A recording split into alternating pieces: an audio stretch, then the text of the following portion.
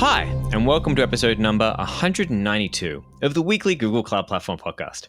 My name is Mark, and just for funs, I'm joined by Mark again. How you doing, Mark? Hey, Mark. I'm doing well. How are you? I'm good. Just to confuse people who are listening, it's Mark and Mark. Always excited to come on here and have the two Marks talk about all the cool Google Cloud things. Actually, what I should do is I should say my name's Mark, and I should say your name's Mark, and then I use the appropriate accent at the appropriate time. I don't think I have an accent that I can switch to so quickly like that. Anyway, why don't we get stuck into the actual podcast? Who are we talking to this week? Well, this week we're talking to Billy Jacobson about Bigtable, which is something we have not talked about in quite a while. So yeah, super interesting to hear a little bit more about, especially for people who haven't used it, what Bigtable is good for, what it's not good for, how it kind of plays into all of the different products that Google Cloud Platform has.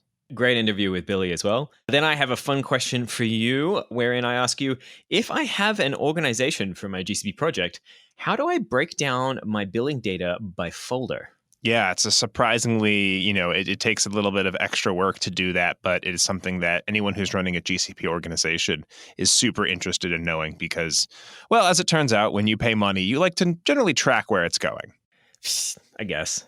I mean, just not throwing dollar bills everywhere, just not making it rain, right? You need to know. You need to know. These things are important. Awesome. Well, why don't we get stuck into our cool things of the week so we can talk about all the other fun stuff that's coming up too. What do you got? Sounds good. Well, the first thing I've got is our Cloud Run button, which is, first of all, it's a button, so that immediately makes it more fun and very cool. We actually talked about this a couple of weeks ago, or maybe a few months ago, but now it's built into the Google Cloud official GitHub repositories. And it's it's actually pretty much just a link. So if you've got your code on GitHub and it either uses a build pack or it's Dockerized, then you can just take this quick button, put it into your GitHub repo, and then people who are viewing that repo can click the button and it'll just send it right over to Cloud Run. So you don't need to do any additional work. It's just a really fantastic way for someone to take your code and be like, oh, well, I can see the code, but let me see what it actually looks like when I run it. Well, just by clicking this, it'll set up Cloud Run on their account. It'll get the code in there, it'll install it, and then you'll have that serverless ready to go. Oh, that's sweet. So if I have like a little app or something in GitHub, I can just push a button, it'll install on my project, and I can just Cloud Run it. That's it. You can just Cloud Run it, and then people can see like, hey, it's great to see the code, but let's see what it actually does. Nice. Very cool. I've got a fun one too by a fellow teammate, Dane Zeke Lagarde, did an article and has written a solution for Firebase Unity solutions, update game behavior without deployment with remote config. So remote config's a great Firebase tool. It can be used for mobile apps, especially if you want to be able to change how your app behaves. At runtime, basically, you can change configuration values within the Firebase console, and that gets propagated out to all your applications. And, you can be like, make this thing bluer or redder, etc. This is also great for games as well. Maybe you want to change things like difficulty levels or how many hit points are available to certain characters in the game, or if you want to balance your play style or your play mechanics inside your game without having to push out whole new versions. Right. There's so much extra work that has to go into pushing a new version, but if you can use remote config, it sounds like you're easily able to just say, well, let's make these tiny tweaks, and then people will see those changes instantaneously. Yeah. So what's super nice about this is built in directly into the Unity editor. You can just pop in the provided component onto any game object or prefab, and you can tweak how you want to basically set up each of the properties within there and how they tie to the remote config management API. Not only that, once your game is actually live, you can actually go back into the Unity editor, see the values that are available in there, and actually upload any changes you want to try tweaking locally up to remote config so it gets propagated out without actually having even to go to the Firebase console as well. So super nice thing. Thank you very much for that work, Dane. Yeah, it sounds like a really cool way and really quick way to make those tweaks. Well, on the not so gaming side, but in talking about BigQuery, we've actually just launched out a new Terraform module for BigQuery. So if you're into Terraform and you're kind of looking at automating deployment or really just kind of taking your infrastructure as code solutions and adding in the ability to say, well, now we can actually push out which tables in BigQuery, which data sets in BigQuery, structure out your BigQuery structure, and then load in data into it. All of that is now possible through Terraform. So you kind of have an open source alternative now. Instead of using Cloud Deployment Manager, you can use, Terraform to drive out what that structure looks like, and then also to kind of make sure that you have that backed up as code, right? So now you can actually version control it. Nice. Always good to see more stuff happening with Terraform and Google Cloud. That makes me very happy. Finally, just a nice announcement talking about Macy's, the very large retail store, is now using Google Cloud to streamline its retail operations. So it is moving its infrastructure to the cloud and taking advantage of Google Cloud data warehousing and analytical solutions, basically to make everything a little bit more efficient. So welcome to the family, Macy's. Always very cool to see, cases of big customers like, Macy's, which here is certainly known as a relatively large shopping chain, and seeing how they can streamline it. But in reality, it's like there are so many little pieces here and there that the cloud offers to people. And in combination, especially with these retail stores that can use the hardware, I was actually just at the DMV the other day, and I saw that all of the monitors that everyone was using was Chromebooks. So it was super exciting to kind of see there. And then, to add on all the physical layer with the actual cloud layer, I think there's some really cool possibilities out there. Definitely. And lots of data to manage. So much data. So much data. Excellent. Well, speaking of so much data, why don't we go talk to Billy all about Bigtable? Sounds good. Very happy today to have fellow DevReller Billy Jacobson coming all the way down from New York to come hang out with us in the studio today. How are you doing, Billy? I'm good. Thanks for having me, Mark and Mark. Absolutely. Do you feel peer pressure to change your name to Mark so that you could blend in with this table of Marks? What if I told you my middle name was Mark? Really? Nope. I was so close to give him entry into the Marks Club. But no. Okay, fair enough. Anyway, before we get stuck talking about Bigtable, which is what we're going to talk about today, why don't you tell us a little about yourself? What do you do here at Google? All right. I've been at Google for 4 years, and I've actually been working on the Google Cloud Platform for all 4 of those years. My first 3 years, I was working on the Cloud Console UI as a front-end engineer, so I got to learn about a ton of different products, about the user experience of those products. And I think Michael Kleinerman, who was on that team, was actually just interviewed on this podcast a few episodes ago. But now I am in developer relations. I'm a developer programs engineer focusing on Cloud Bigtable. So that involves writing code samples in the documentation, creating code labs and tutorials, working on going and giving some talks, really just trying to look at the developer experience and try to improve that in as many ways as I see fit. So I have a question. Uh-oh. What is Bigtable? Because Bigtable's been mentioned on the podcast before, right? So the last episode we did was back in 2016 with Ian Lewis. So it's been a while, episode 18. So a refresher on what Bigtable is would be super helpful. Our phrasing for it typically is our petabyte scale, fully managed NoSQL database. And it's really the combination of all of those things that make it special, that you can get so big that it's fully managed and that it's NoSQL, which kind of ends up being part of the reason it can be so big. Right. And so that sounds like it could be used for anything, but I'm willing to bet that there are probably some particular niches that it probably works better in than others. Yes. Like what sort of use cases is it good for? Like one of the big uses is for time series data, like user analytics. So if you have your application just tracking like every interaction people have on that, thinking Spotify is one of the big customers, so tracking every song that gets listened to and storing that in Bigtable, all of those listens, and then having that data that you can run different kinds of analytics on and different kinds of machine learning on.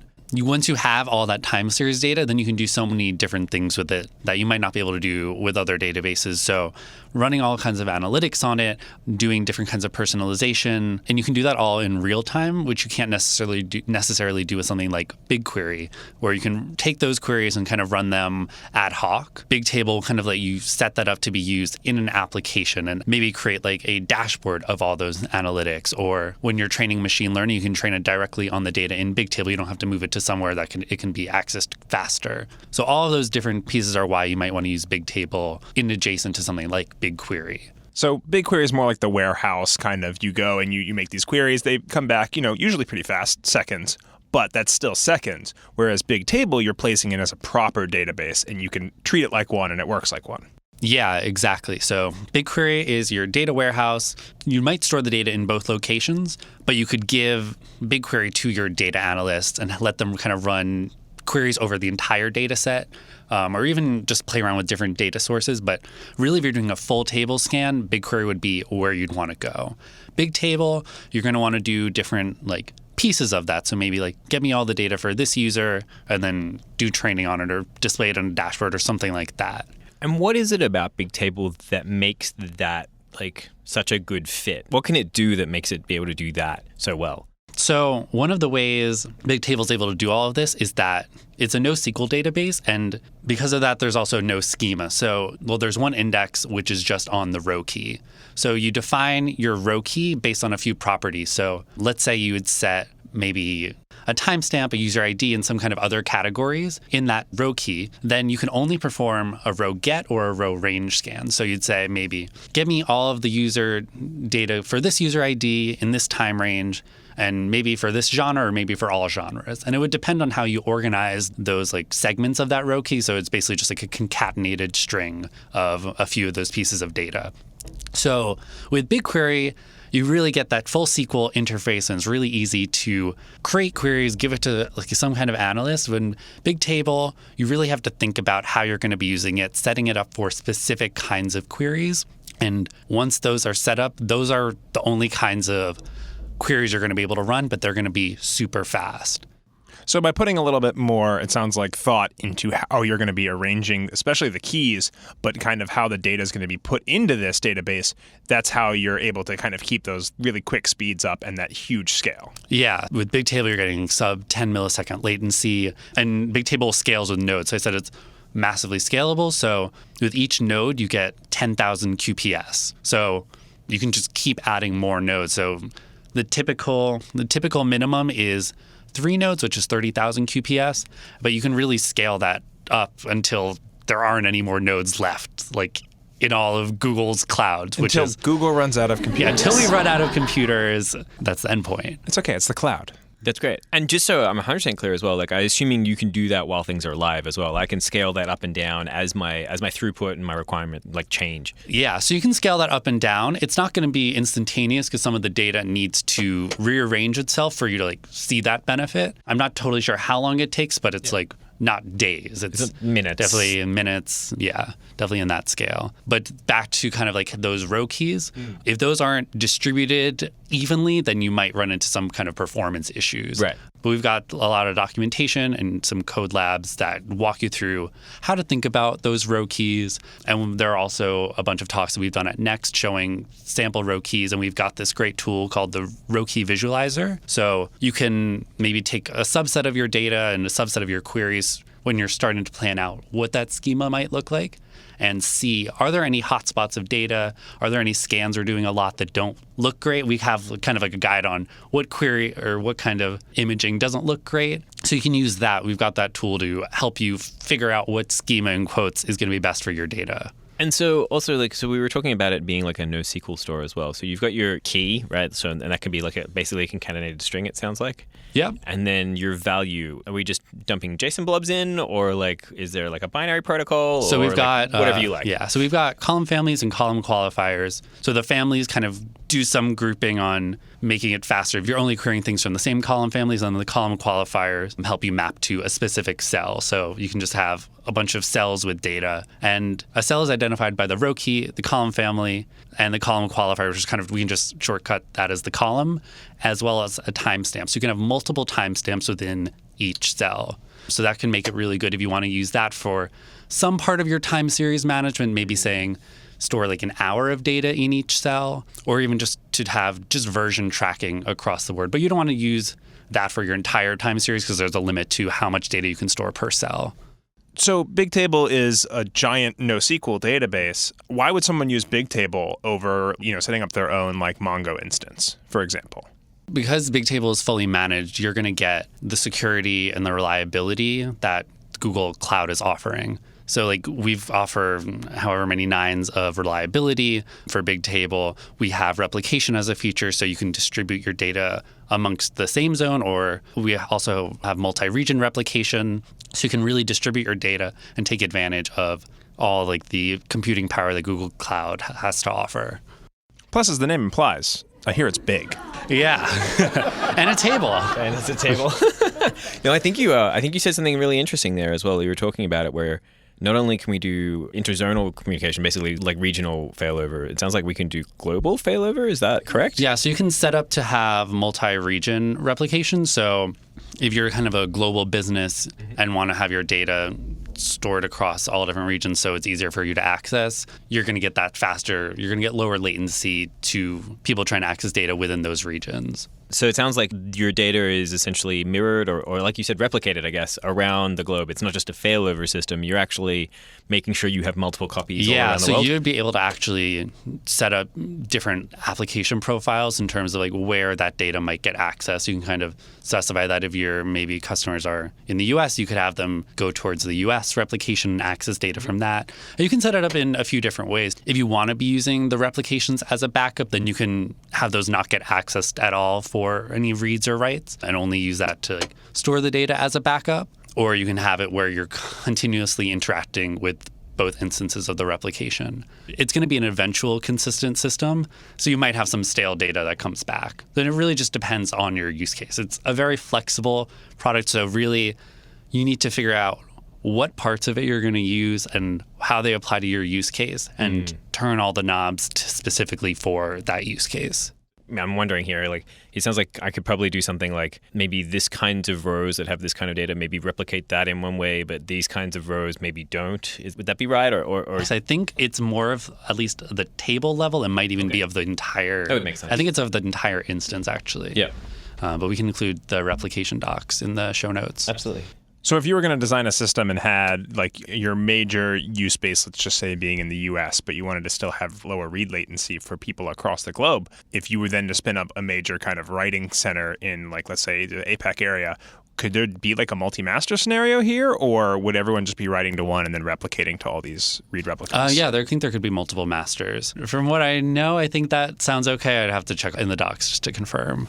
So I kind of want to head over to the open source side too, which is kind of interesting. I know we support like an HBase client. Can you tell us about HBase as well and just like how all that works? Yeah, so this is kind of in the history of how Bigtable formed. Google's been using Bigtable internally for basically since the start of Google almost. It's helped power search, helped power Gmail, and these like core business products that we have. And I don't remember which year exactly, but we published a white paper that explained what is Bigtable, basically how could someone create it, how we're using it.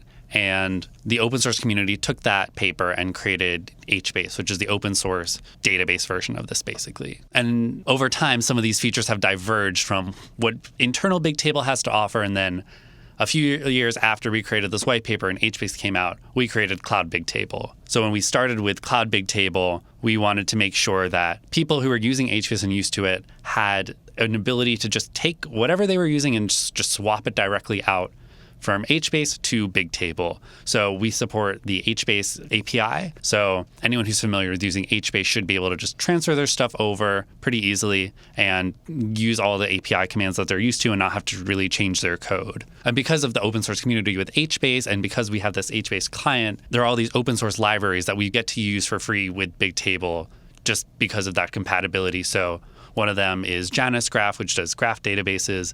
There's OpenTSDB for time series and GeoMesa for geospatial data. So it kind of fits pretty well into the cloud like modularity model where you can take these different pieces and swap them out. And this one happens to be a great solution for a fully managed database on the back end, but then your application, wherever it is or whatever it is, can theoretically swap this out and kind of get all those benefits without having to rewrite anything. Yeah. So it's really nice for that. But now, many years later, I mean, I know the last time you all had someone talk about Bigtable. It's a while ago. Like 2016. Yeah. So now we actually have 9 clients to use with Bigtable. We just came out with a Java client. So for people who want to use a more idiomatic Java client, as with the other products we have, because they don't have their own, like Spanner doesn't have an HBase or open source equivalent client. So now we're using other products that we have. You'll be able to use kind of a very easy to use Java client. And we have Python, Go, it's all the silver languages that we have to offer. So here's an interesting question then. Where do you think people should choose? Using either the GCP native clients or should they use the HBase ones? Or like where does that pro and con kind of come from? I think it's just if you are using the HBase clients already, probably stick with the HBase clients. I know a lot of people, even before we came out with this Java client, had kind of created their own Java clients and just found that easier to work with. So we were like, oh, let's do that too. So like Greenfield, use one of ours is probably a bit of a nicer experience, but if you already have HBase, then maybe go with that instead. Yeah, definitely. And you also mentioned, earlier we were talking about, Bigtable versus BigQuery. And so, they're very different solutions despite sounding somewhat similar. Yes. And then you just mentioned Spanner. So if someone's coming to this from a fresh perspective, when is a use case that you might use Bigtable or Spanner or vice versa? Yeah, I think this is a very common point of confusion because it really does depend on your use case. And Daniel Bergfeist and I actually gave a talk on this about specifically Internet of Things at Google I/O. So we should link that in the description for more of the details. But for Internet of Things, we kind of realized that's like a very common use case for all three of these types of databases or data warehouses. And I guess what we were saying is if you have this kind of time series data and you're looking at these three solutions, what might be helpful to consider is typically if you're just trying to do something with a time series database, go with Bigtable. That kind of has all the basics you need for a time series database. It's really fast, can scale, and do all of that. We also looked a little bit at like Datastore and Firestore, and that's good at a smaller scale with lower QPS. And when you kind of get into the scale of it with Bigtable or with Spanner, you have to play with it to figure that out. And then for Spanner, if you have transactions, that's really where, if you're using a time series database, transactions are really where you're going to get the power of using Spanner over something like Bigtable. And you also get the SQL interface, which is nice. So that might be part of the reason, but typically it's because of those transactions. And with Spanner, you're going to get, I believe the writes are going to be slower with Spanner just because of the way the data is replicated. So they have to write the data to all of the locations that the data is replicated before you can read from it. Whereas Bigtable, because it's eventually consistent, you'll write it and then you can read it right away. It just might not be there, especially if it's replicated. Yep. And then for BigQuery, we kind of said, think about those databases totally separately. So if you're going to choose Datastore, Firestore, Bigtable, or Spanner, that's one part of your solution. And then to use it, a data warehouse, that's kind of like a totally separate part. So for that, you'd use BigQuery. And like I said before, you do those ad hoc queries. You give that to a data analyst. You can do full table scans, which aren't really great for Spanner or Bigtable. That's why you would use BigQuery. And like you mentioned, I mean, you might have a system in place where you use both Bigtable and BigQuery at the same time for different purposes. So that's very common. We typically see people have like a data flow job that writes to both at the same time, or even takes their data from BigQuery and writes it over to Bigtable, or vice versa. Ooh, I know what I want to talk about. So what's the local developer experience like with Bigtable? Do I have any like emulation tools or anything like that I can run locally so that I can play with this without having to spin up a bunch of clusters in the cloud? So we have a Bigtable emulator. I haven't had a chance to play with it too much, so I can't answer. It is there, though. So we have that. Yep. And we also have, so Bigtable nodes are fairly expensive. I think they're around like 600, 650. I don't want to say the exact number. We can link to it. Per node. So typically you do 3 nodes for a production environment. So that can get pretty costly per month. I think, although when I was listening back to Ian's podcast, I think it was triple that rate for 1 node. So that's at least great. We've come down on the price. But we do have a development instance you can use. So that's just 1 node. Oh, cool. So that's a good way to actually just play with it in the cloud and actually get to use. You're going to lose out on some of the power by only having 1 node, but you can really start interacting with it and get a feel for like the API and stuff. So yeah, I mean, as you said, it's been a while since we talked about it. Like, what has changed in the last 2 years with Bigtable? We got like new cool stuff, just more columns and more keys. Well, at the base, Bigtable has stayed the same because I think it's such like a foundational product. It can't really change too much, but we've added the replication, we've added these new clients, and we also have this key visualizer. I think what's changed is the environment around Bigtable. I mean, GCP has grown so much, so there's more. If you want to store stuff in Bigtable, the rest of your ecosystem can comfortably be in GCP, and you're going to find all those ways you'd want to interact with Bigtable there. So data flow jobs, data proc, even some of the ML features that we have in GCP. So really, it's all about this environment that's around Bigtable. You want Bigtable, you're getting that low latency, so you don't want to have your stuff in Bigtable and then be doing analytics on it somewhere else, because then you're going to lose some of that low latency. So getting to have an ecosystem that supports Bigtable and supports everything around it, I think that's where GCP has grown over the past few years. One of my favorite questions. What has been like the most interesting thing you've seen someone do with Bigtable? Possibly weird or wacky.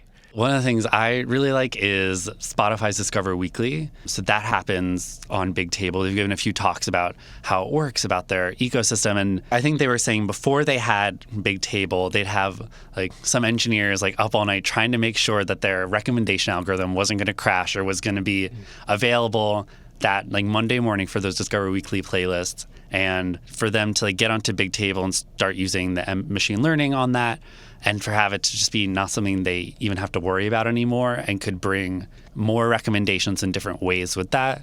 I think that's just like such a cool thing that's impacted my life. One of the cool ways I've gotten to play with Bigtable was this past GCP Next, or Next 2019. We were kind of figuring out what can we do to like really try out like a real Bigtable use case, play with it in a way that developers might be playing with it. So we were like, where can we find like a cool Internet of Things or time series database? And we were poking around and we found this team called AirView, and they've put air quality sensors in the back of Google Street View cars and have been driving them around the Bay Area and a few other cities. So we contacted them and started streaming some of that data into Bigtable through a data flow pipeline. And then we're able to kind of create like a real visualization with it. So that was cool just to see like, oh, if you've got like an Internet of Things and like a fleet of Internet of Things, how that process can be done and how you could use that to kind of create a real-time dashboard and do real analytics on it.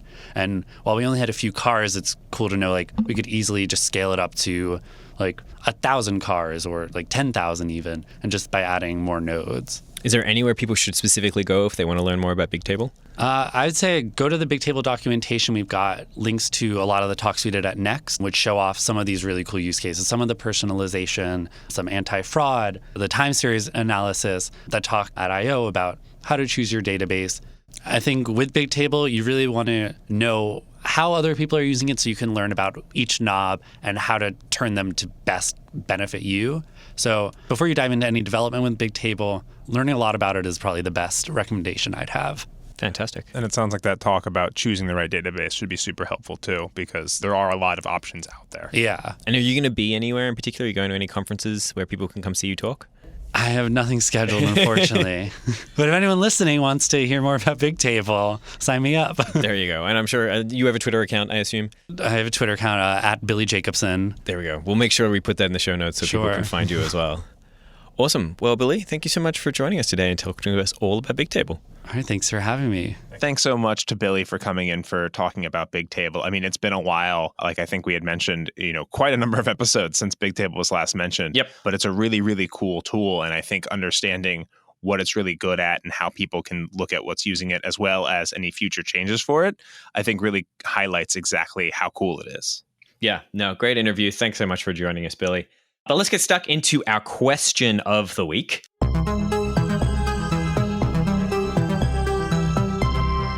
So if I have an organization, I've set up an organization for my variety of GCP projects, and my projects are sort of separated out by folder so I can manage them in a coherent way. It's easy to see what's going on. How do I break down my billing data by folder so I can see what's going on at that sort of folder level? Right. Yeah. I mean, this is a really important question for people who are running an organization inside of GCP. So a lot of people who are just kind of either individual users or hobbyists or something like that can spin up Google Cloud Platform with their personal accounts, and they can still set up a billing account, export that billing account to BigQuery, and then you have a actual like line by line, more detailed version of your billing data set. So you can write any analytics based on that, or you can do any work based on that. But when you're an organization, maybe even like a Macy's, and your organization structure is a little bit more complicated, you can create folders to group your projects. But when you export that to BigQuery, you only have the IDs of the folders, not the actual names. Oh. And that can be a big challenge because, I may not be looking for folder 1256734.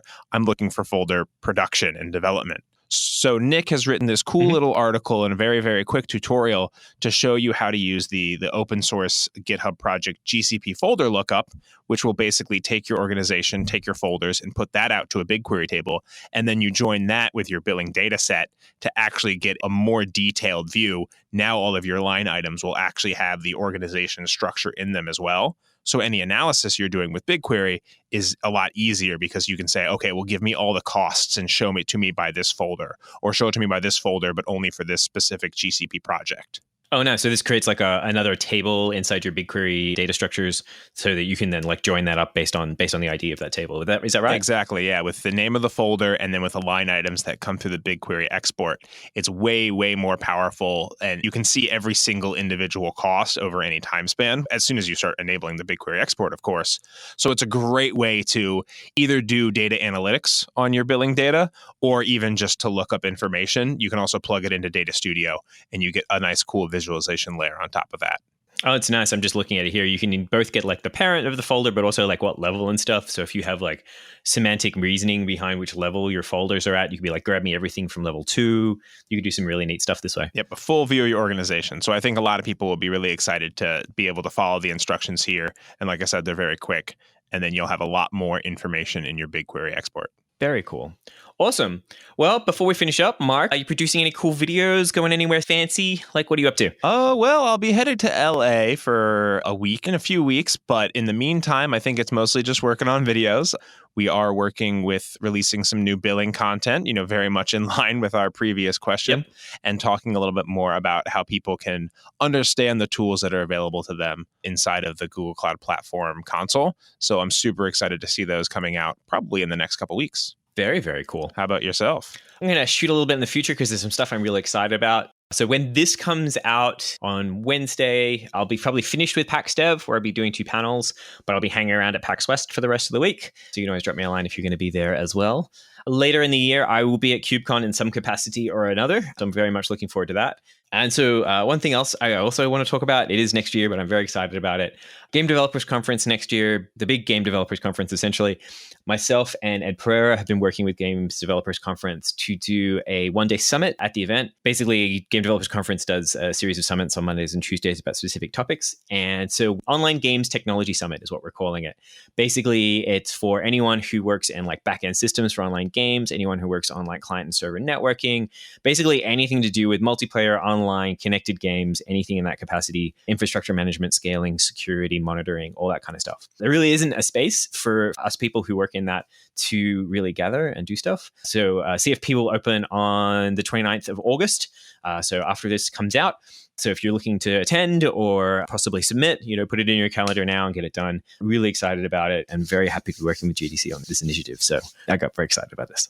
Yeah, that's super cool. I know you've been talking about working with them for a little while, so it's really exciting to see it come to fruition. And I think, like you said, this isn't a space that exists right now. There's not a lot of people talking about this. So having kind of a conference for all these people to get together and talk about these technologies, I think will ultimately help the information sharing aspect of it. That's the idea. I'm trying to help grow this particular part of the industry. But anyway, it's good. Good stuff. Well, it'll be a lot of fun, and I'm sure a lot of people are super excited to hear about it as well. I hope so. That's the plan.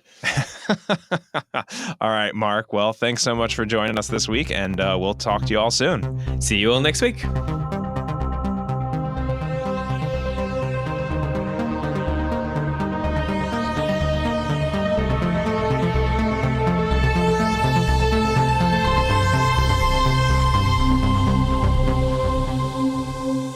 Coming to you live from New York City. In San Francisco. In San Francisco. And not live. Not live. We're just lying to everybody today. There we go.